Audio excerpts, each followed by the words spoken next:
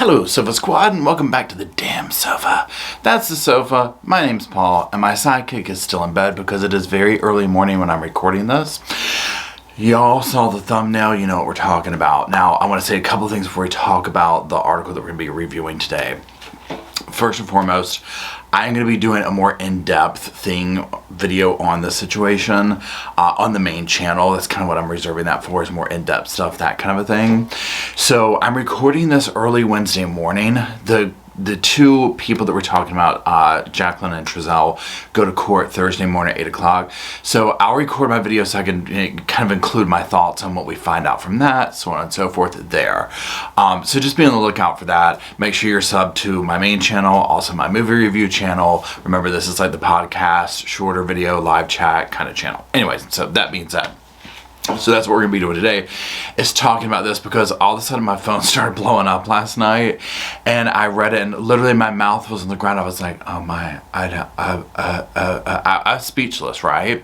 Because this is one of those things where this case is literally in that echelon, that category of the Madeleine McCann, John Bonet, those kind of cases where I'm like, what happened?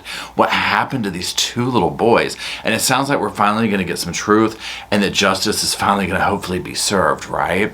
So what I want to do is just quickly talk about the charges, the things a little bit that we know so far coming out. I am dying to get to this hearing, not that I'm physically going, but like for time to arrive at the hearing tomorrow morning, because I want to find out exactly what is taking place. Now, I'm going to link the article down below. I have my computer sitting right here, so I'm going to kind of be referencing that. But this is by Bakersfield Now, and it's written, it just says by Bakersfield Now staff, Tuesday, March 1st. This is from yesterday. And so I'm just going to kind of go over this and review this a little bit. And I'm going to just get to the main part of it. Here we go. So on Tuesday, Trezell and Jacqueline West were both charged with 2 counts of second-degree M charges, 2 counts of willful cruelty to child, and 1 count of false reporting an emergency. They were booked into the Kern County Jail. It says it's unknown what was led to these charges. Eyewitness News has reached out to the BPD, but they have not reached back out yet. So let's just pause there for a second. So one thing I find interesting is saying second degree M charges.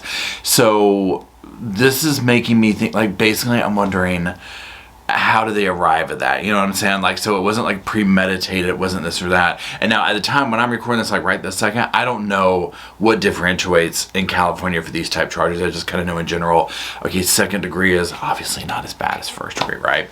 But nonetheless, obviously we know the false reporting of an emergency, right? I mean, that's a no-brainer. We saw this play out live time, right? If you've been following this case. So then the other, willful cruelty to a child, I'm very curious. It makes me sound like they did something. I mean, obviously we know they did something, but I'm just thinking like they did something that resulted in, and what that, I mean, it could be anything, right? If you remember back to the interviews that they did, the notorious interview, right? Where they're talking, and in that, he's like, oh, they're rambunctious. You know, what should you say to somebody if they find them? They're going to be rambunctious. They're going to be they kept going back to that, right? And I'm just like, huh, interesting. Now this is starting to all kind of add up a little bit more. So it just makes me really wonder, number one, obviously they were probably setting excuses up back then, right? But number two, there's a reason for the type of excuse that they're trying to set up. And so the whole thing of, oh, they're rambunctious, they play fight, they do this, they do that. See where I'm going with that? So anyways, let's keep going. Okay, so they were reported missing by the parents December 21st, 2020. There's that.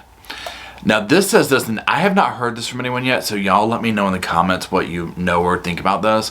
A post circulating on social media showed a picture of an RV that the suspects were reportedly using. Eyewitness News did not confirm the West parents were in that RV or that they were taken into custody from that RV, but Eyewitness News did hear reports of the RV at Highway 43 and Highway 58. Witness News went to that spot and saw a tow truck taking the RV away. The RV had the same license plate number as the RV in the post. Okay, this is very interesting. So, and again, as of recent times, I haven't been following this on a day-to-day basis, so like I didn't know where they were. Last that I knew is like he was staying, I guess, at his mom's or something like that. Someone of that nature. And I can't remember with her if they were both staying there, or they both staying at parents or whatever. So interesting if they were staying in an RV. This will be, I mean, not that it matters, but it'll just be interesting, right? Now the article goes on to say, you know, they talked to the cousin of one of the boys. They're obviously clearly upset because, again, go back. This is where my mind's just going with all this stuff. When we go back to how it all played out, remember how the family, the mother, she was out there helping look, right? They weren't. Her family members were out there the day that the West were being interviewed, yelling at them like they were PO'd, right? With all good reason. So a lot of people had very bad feelings about this. A lot of stuff did not look good, right? Just a lot of it didn't. And this is one reason why we have serious trust issues when stuff like this happens. And we see these interviews where body language is weird, things are being said that are weird. You know, I mean, it is what it is. So let's see if it says anything else.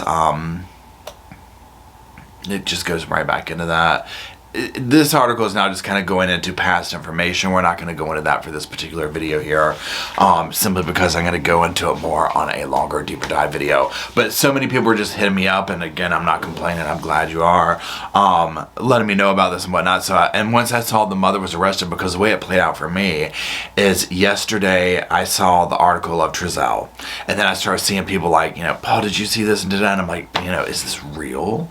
And so I'm sitting there kind of reeling in that, and then I see people posting the moms, or you know, the Jacqueline's been arrested. I don't want to call her the mom.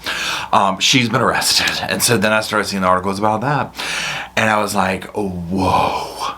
I mean, wow. Side note, okay, this is what also makes me wonder. Okay. So remember how when all this was going down and they were like, you know, the investigation took place out there. Remember Trezell sets it up to be like, I think they're here. Almost like he thought a neighbor did it, right? Well, we know, I mean, that didn't happen. So, and we pretty much knew that then. It was too bizarre how these two little boys just disappeared into thin air, right? So there's that. Now, remember how it's like his whole family, or I believe it was his family. I can't remember if it's his or hers, but I feel like it was his.